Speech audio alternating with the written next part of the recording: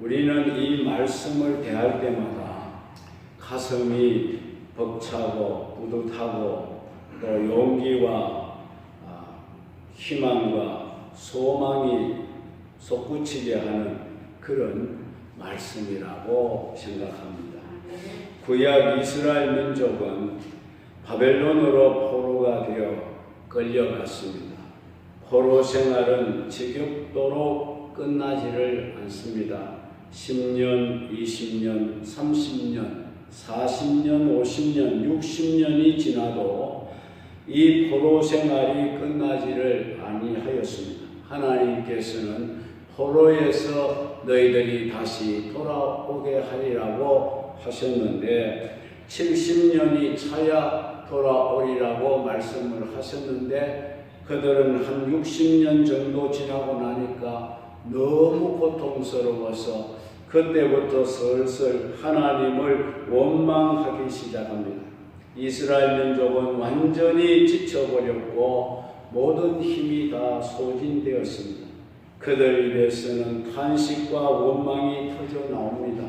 27절에 보시면 야곱아 내가 어찌하여 말하며 이스라엘아 내가 어찌하여 이르기를 내 사정은 여호와께 숨겨졌으며 원통한 것은 내 하나님에게서 수리하심을 받지 못한다 하느냐라고 이렇게 탄식하고 있습니다.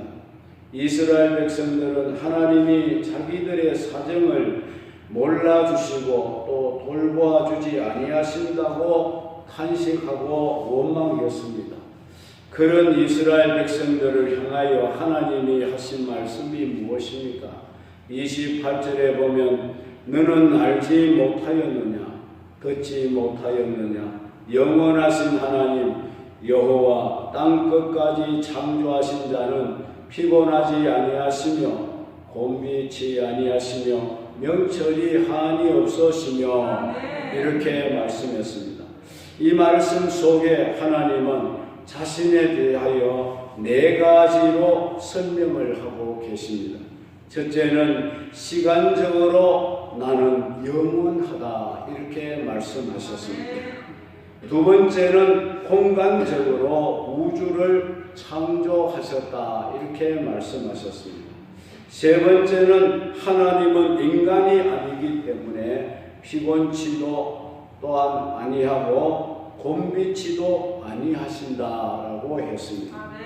그리고 네 번째는 하나님은 명철이 한이 없으시다 이렇게 당신을 소개하셨습니다.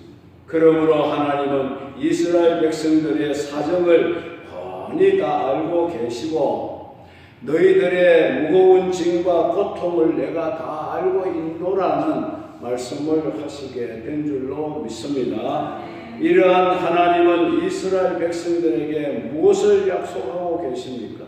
29절에 보면 피곤한 자에게는 능력을 주시며 무능한 자에게는 힘을 더하시나니 자, 포로 생활로 인해 피곤해져 있고 힘이 다 빠져버린 이스라엘의 상태를 하나님은 새로운 힘과 능력을 주시겠다 이렇게 약속하고 계시는 것을 믿으시기 바랍니다. 계속 30절에 소년이라도 피곤하며 장정이라도 넘어지며 자빠지되 이렇게 말씀하고 있지요. 이스라엘을 포로로 끌고 갔던 이 바벨론에 대한 말씀입니다. 바벨론은 인간적인 측면에서 본다면 대단히 강성한 나라였다는 겁니다. 소년과도 같고 장정과도 같은 모습이라는 것입니다. 그러나 이 바벨론은 하나님을 알지 못하는 무신론 나라입니다. 자기들의 힘만을 과시하고 자랑했던 그런 나라입니다. 결국 그들은 어떻게 되고 말았습니까? 저들은 넘어지고 자빠지게 되었다는 것입니다. 역사의 뒤안길로 완전히 바벨론이라는 나라는 사라지고 말았습니다. 그러나 당시에 이스라엘 백성들은 꺼져가는 심지와 같고 상한 갈대같이 연약한 자들이었습니다. 그럼에도 불구하고 하나님께서 약속하신 그대로 저들은 70년이 찾아 해방을 맞이하게 된 줄로 믿습니다. 다시금 그들은 이스라엘 땅으로 돌아와서 그들은 무너진 예루살렘 성을 재건하고 다시 나라를 일으키게 되는 것을 봅니다. 모든 시련과 어려움을 딛고 다시 굳굳하게 일어설 수 있게 되었던 겁니다. 그렇게 되기까지, 그렇게 될 수 있도록 누가 그들을 붙들어 주었습니까? 오늘 본문 31절에 오직 여호와를 앙망하는 자는 새 힘을 얻으리라고 말씀하지 않았습니까? 그들은 하나님을 앙망함으로써 하나님이 주시는 새 힘을 공급받게 된 줄로 믿습니다. 그래서 저들은 독수리가 날개를 치며 올라간 같이 되었고 다른 박질하여도 봄비치 아니하고 걸어가도 피곤하지 아니하는 강인한 국가의 모습으로 다시 일어서게 된 줄로 믿으시기 바랍니다.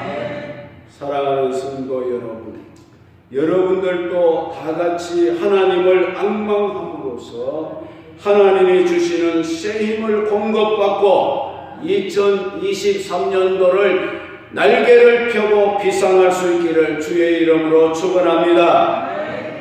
그래야 우리가 이 세상을 이길 수가 있습니다. 나 자신과 싸움에도 이길 수가 있고 죄악과 마귀와 싸움에서도 이겨낼 수가 있을 것입니다. 지금 우리는 이 본문에서 세 가지로 나누어서 생각을 해봄으로 함께 은혜를 받고자 합니다. 첫 번째는 여호와를 앙망하는 자가 됩시다라는 것입니다. 앙망이라는 말의 뜻이 무엇입니까? 우러러 본다, 그런 말입니다. 우러러 본다, 쳐다본다, 내려다보는 것이 아니라 올려다본다는 그런 뜻이 있습니다. 등산가들이 깊은 산에 들어가서 길을 잃고 헤매게 될 때에 그곳을 어떻게 빠져나올 수가 있느냐? 그때는 무조건 산 정상을 바라보고 위로 올라가야 한다고 합니다. 그러나 다급해진 사람들은 산 아래로 쫓아 내려오게 마련이지요. 어떤 청년이 이렇게 산에서 길을 잃고 천신만고를 겪으며 숲속 외딴 곳에 집을 짓고 살고 있는 노인을 만날 수가 있었습니다. 그때 노인은 청년에게 잊지 못할 교훈을 하나 주었습니다. 여보게 청년, 대부분의 사람들은 산에서 길을 잃으면 산 아래로 내려가려고만 애를 쓰는데, 그러나 그것은 사는 길이 아니고 오히려 죽는 길이라고 했습니다. 앞으로는 반드시 명심하라고 하면서 산에서 길을 잃으면 저 정상을 바라보고 위로 계속 올라가라고 가르쳐 주었습니다. 그래야 산다고. 산 꼭대기로 올라가서 내가 서 있는 위치를 파악하고 길이 어디로 나 있는지를, 또 동네가 어디에 있는지를 분명히 내가 보고 그곳으로 방향을 정해서 내려갈 때에 살 수 있다, 이렇게 말했다고 합니다. 내려가야 사는 것이 아니라 올라가야 산다는 이 진리를 가르쳐 준 것인 줄로 믿습니다. 이것은 곧 하나님을 믿는 하나님의 백성들의 삶의 원리와도 같습니다. 우리도 살다 보면 가야 할 방향을 잃어버리고 방황을 할 때가 있습니다. 그때 우리가 세상으로 내려가서는 안 된다는 것입니다. 세상을 바라보아도 안 된다는 겁니다. 베드로와 같이 물결을 바라보면 물속으로 더 깊이 빠져 들어갈 수밖에 없습니다. 고개를 들고 위를 보아야 할 줄로 믿습니다. 저 높은 곳에 계시는 하나님을 바라보고 저 위를 향하여 올라가면 가는 길이 있습니다. 우리가 앙망해야 할 대상이 무엇이겠습니까? 세상을 앙망하지 말라는 것입니다. 물질도 앙망하지 말라는 것입니다. 세상 권세나 명예도 앙망하지 말고 오직 여호와를 앙망해야 할 줄로 믿습니다. 여호와 하나님 그 한 분이 우리가 앙망을 할 뿐이라는 사실 여러분이 꼭 기억하시기 바랍니다. 믿음의 주요 또 온전케 하시는 이 예수를 바라보자. 우리가 예수를 바라볼 때, 위에 계시는 주님을 바라볼 때에 우리의 모든 잃었던 길을 다시 찾게 될 줄로 믿습니다. 그분이 인도하시는 대로 따라가는 사람이 될 때 주께서 허락하신 새 힘을 우리가 공급받을 수 있습니다. 예수 그리스도 한 분만이 우리의 소망이 되시고 우리의 위로가 되시며 우리에게 새 힘을 주시는 분이신 줄 믿으시기 바랍니다. 우리가 그리스도와 다시 살리심을 받았으면 위의 것을 찾으라고 했습니다. 위의 것을 생각하고 땅의 것은 생각하지 말라고 했습니다. 성도 여러분, 우리도 살다가 보면 여러 가지 힘들고 어려운 일이 우리 앞을 가로막고 힘들게 할 때가 있을 것입니다. 그때 해바라기가 언제나 해를 바라보고 해를 따라 돌듯이 하나님을 믿는 우리 성도들은 의의 태양이신 하나님을 앙망하며 바라보고 그 하나님을 따라서 가기만 하면은 우리의 길을 잃지 아니할 줄로 믿습니다. 그때 하나님이 우리에게 주시는 축복이 뭐라고 했습니까? 두 번째는 우리가 생각할 것은 새 힘을 얻으리라는 것입니다. 우리가 하나님을 앙망할 때 사랑이 많으신 하나님은 절대로 우리를 실망시키지 않습니다. 사람은 따라가면 실망할 수가 있습니다. 사람을 의지했다가는 낭패를 당할 수가 있습니다. 그러나 우리 하나님을 의지하고 따라가면 하나님은 우리를 실망시키지 아니하십니다. 믿습니까? 우리를 하나님은 모르는 척, 못 보신 척 하지 않습니다. 새 힘을 주셔서 우리가 세상을 이기고 나갈 수 있도록 하나님은 우리에게 새 힘을 부어주실 것입니다. 열왕기하서 19장에 보면 히스기야 왕에 관한 말씀이 기록되어 있습니다. 그가 유다 왕국을 다스릴 때였습니다. 북쪽 아수로 사네립 왕이 많은 군사를 거느리고 유다를 공격해 왔습니다. 순식간에 유다가 점령당하고 예루살렘만 간신히 남았습니다. 히스기야 왕은 성문을 굳게 안으로 걸어 잠그고 숨을 죽이고 있었습니다. 사네립은 하나님을 모독하는 편지를 히스기야에게 보내면서 항복할 것을 종용했습니다. 절망적인 상황이었습니다. 히스기야는 자기 옷을 찢고 베옷을 입고 하나님 성전에 올라갔습니다. 눈물을 흘리며 하나님을 앙망하고 바라보고 간절하게 기도를 했습니다. 만물을 창조하신 하나님, 귀를 기울이시고 나의 기도를 들어주옵소서. 눈을 떠 보아주옵소서. 사내립이 살아계시는 하나님을 모욕하나이다. 우리를 저의 손에서 구원하여 주옵소서. 그리하시면 천하 만국이 주님은 홀로 하나님이심을 알겠나이다 라고 기도했습니다. 여러분, 하나님은 그의 모습을 보셨습니다. 히스기야의 간절한 기도의 모습을 보셨고 히스기야가 얼마나 하나님을 앙망하고 있는가를 보셨습니다. 그리고 히스기야를 실망시키지 아니하셨습니다. 하나님이 히스기야가 기도가 끝난 다음에 하나님이 이사야 선지자를 히스기야 왕에게 보냈습니다. 내가 너의 기도를 들었노라.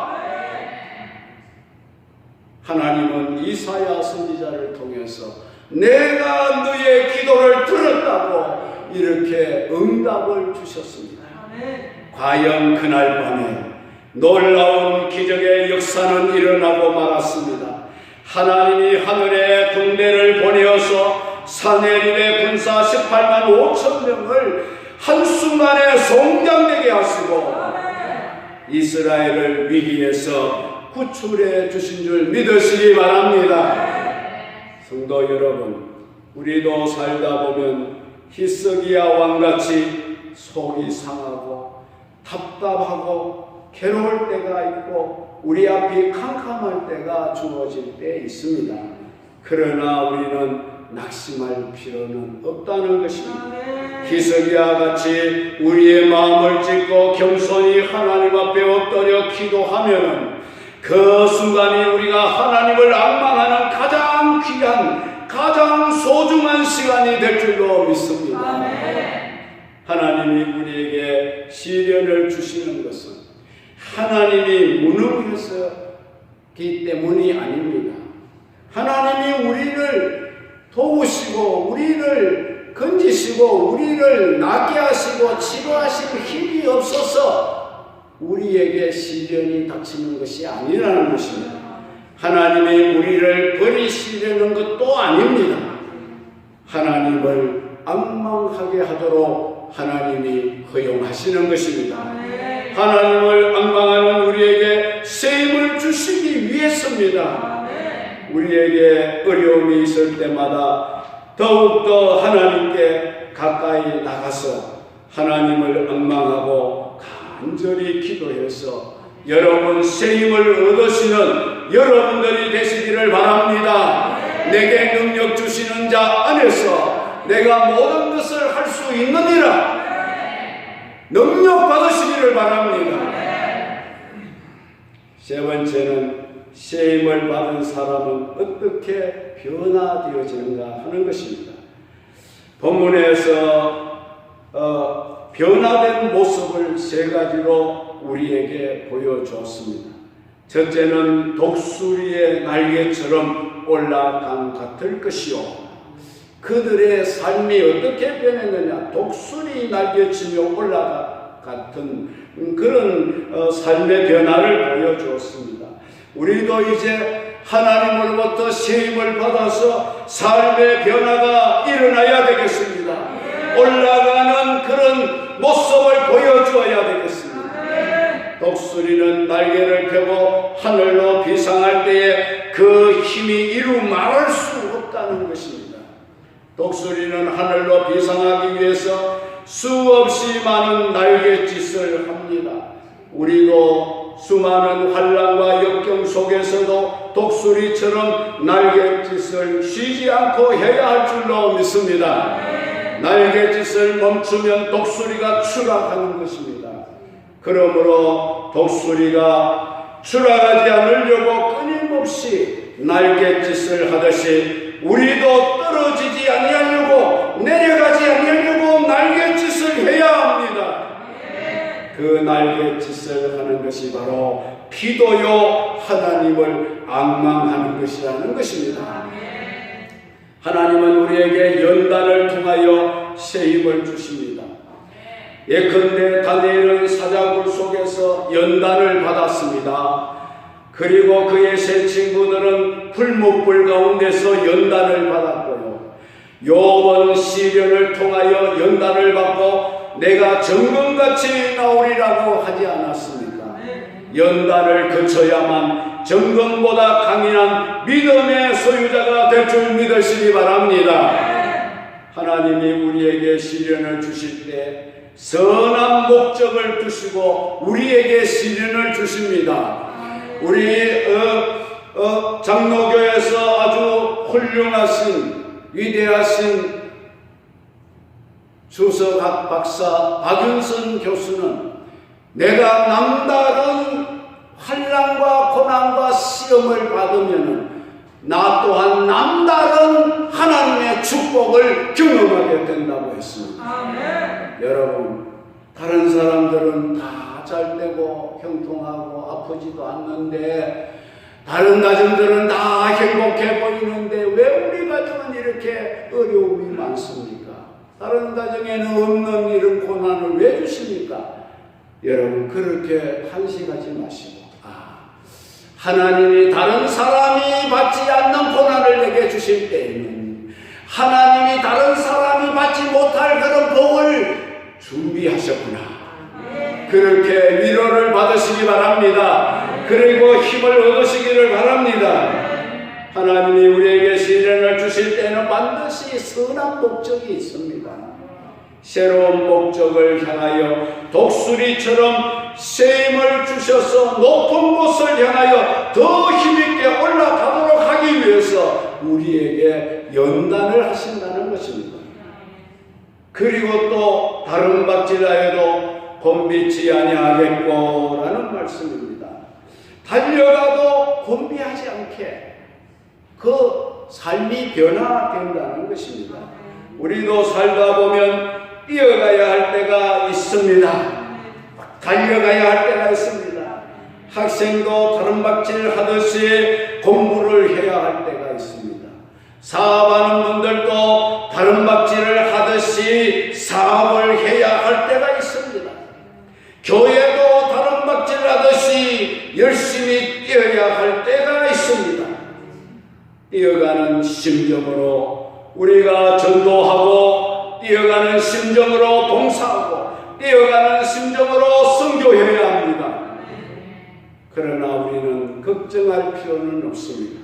왜 그렇습니까? 여호와를 앙망하는 우리에게 하나님께서는 날마다 세임을 주시기 때문에 달려가도 곤비치 아니할 줄 믿으시기 바랍니다. 그러므로 우리는 곤비할 수가 없다는 것입니다. 어떤 때는 험준한 산이 우리 앞에 가로막을 때도 있습니다. 하지만 우리는 두려워할 필요가 없습니다. 하나님이 주시는 세임을 얻으면 대산전령도 단숨에 넘어가게 될 줄로 믿습니다. 시편 27편 1절에 여호와는 나의 빛이요 나의 구원이시니 내가 누구를 두려워하며, 여호와는 내 생명의 능력이시니 내가 누구를 무서워하리요 했습니다. 그러므로 여러분들은 이 말씀을 굳게 믿으시고 담대하게 외칠 수 있기를 바랍니다. 하나님께서 날마다 우리에게 셈 주셔서 모든 난관을 뚫고 나갈 수 있게 만들어 주실 줄로 믿습니다. 아무리 높은 담도 뛰어넘어가게 해주실 줄로 믿습니다. 아무리 견고한 여리고도 무너뜨리게 해주실 줄로 믿습니다. 여러분들에게 풀리지 않는 문제가 있다면 그 문제도 하나님이 문제없이 풀어주실 것입니다. 세 번째, 걸어가도 피곤치 아니하리라고 말씀했습니다. 여기 하나님의 세임을 얻은 자들에게 변화된 삶이 뭐냐면 걸어가도 피곤치 않게 해주시겠다. 달려가도 곤비치 않게 해주시고 걸어가도 피곤치 않게 해주시겠다. 우리가 인생의 길을 걷다 보면 때로는 지루한 길을 참고 견디면서 걸어가야 할 때가 있습니다. 너무나 지루하고 따분하고, 공부하는 학생은 그래서 인내심을 가지고 공부를 해야 하고, 살림하는 주부도 인내심을 가지고 그 살림을 잘 해 나가야 됩니다. 1년 365일 똑같은 일을 반복해서 우리가 하다 보면 때로는 지루하기도 하고 따분할 수도 있겠지만, 그래도 그 일을 꾸준히 해야 내 가정이 잘 되고 우리 가족이 행복하고 그 가정이 든든히 세워지는 것입니다.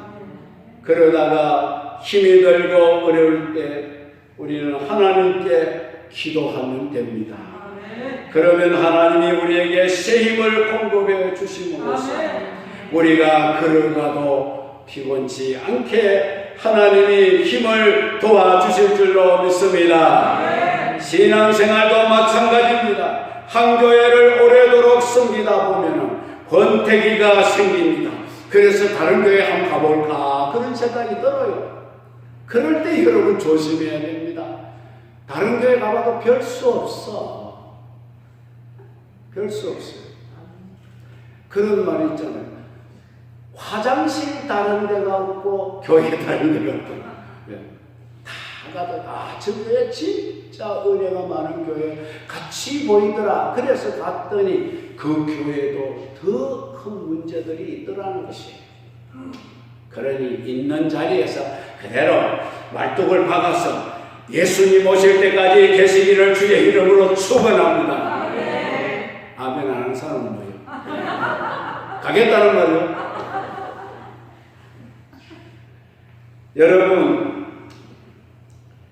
교회도 이렇게 한 교회 오래 씁니다 보면 권태가 납니다. 그러나 그럴 때는 하나님을 앙망하고 기도하면 하나님이 또 새 힘을 주셔서 이 권태기를 물리치고 계속 힘있게 기상하며 신앙생활을 하게 되는 그런 은혜를 주신다는 거예요. 1년 사시사철 똑같은 예배 시간에, 똑같은 예배 장소에, 똑같은 예배 순서에, 똑같은 내용으로 하나님께 예배 드리다 보면 권태기가 생길 수 있습니다. 다른 교회 목사님들은 설교를 어떻게 하는가? 우리 교회 목사님 설교를 한평생 듣고 나니 정말 지루하다. 그래서 가봐도 별 수 없습니다.